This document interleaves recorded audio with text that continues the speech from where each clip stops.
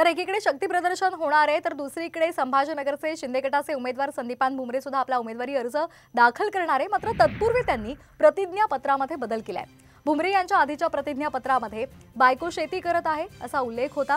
मात्र अंबादास दानवे यांनी केलेल्या आरोपांमुळे दानवेंनी सादर केलेलं आधीचं प्रतिज्ञापत्र आता बदललंय। नव्या सादर केलेल्या प्रतिज्ञापत्रामध्ये भुमरेंनी पत्नीच्या नावावर 2 दारू विक्रीचे परवाने असल्याचा उल्लेख केलाय।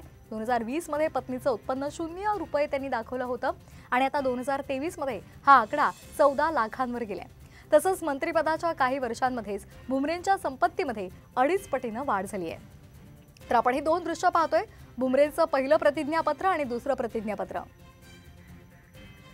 या संदर्भात अधिक माहिती घेऊयात आमचे प्रतिनिधी माधव सावरगावे यांच्याकडून। माधव, का अधिकचे अपडेट्स आहेत? प्रतिज्ञापत्र बदललेलं आहे आणि आता यामध्ये त्यांनी पत्नीच्या नावे 2 दारू विक्रीचे परवाने सुद्धा दाखवले। श्वेता, संदीपान भुमरे यांनी 2 दिवसापूर्वी एक अर्ज दाखल केला होता। त्या अर्जामध्ये जे प्रतिज्ञापत्र दाखल केलं होतं त्यामध्ये दारूची दुकानं आहेत असा उल्लेख नव्हता।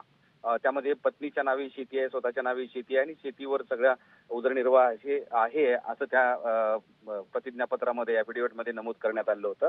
मात्र आज जो अर्ज दाखल करण्यात येणार आहे तत्पूर्वी एक इलेक्शन कमिशनला प्रतिज्ञापत्र ॲफिडेव्हिट दाखल करावं लागतं। त्यामध्ये असा एक उल्लेख केला आहे की पत्नीच्या नावे 2 वेगवेगळ्या ठिकाणी दारूची दुकानं आहेत।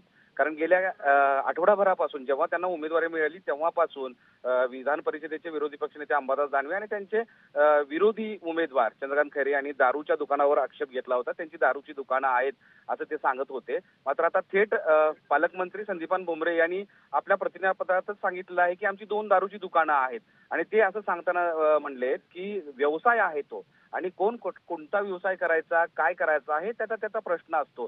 त्यामुळे केवळ दारूची दुकानं आहेत म्हणून अपप्रचार करणं सोडा असंही विरोधकांना त्यांनी सुनावलेलं आहे।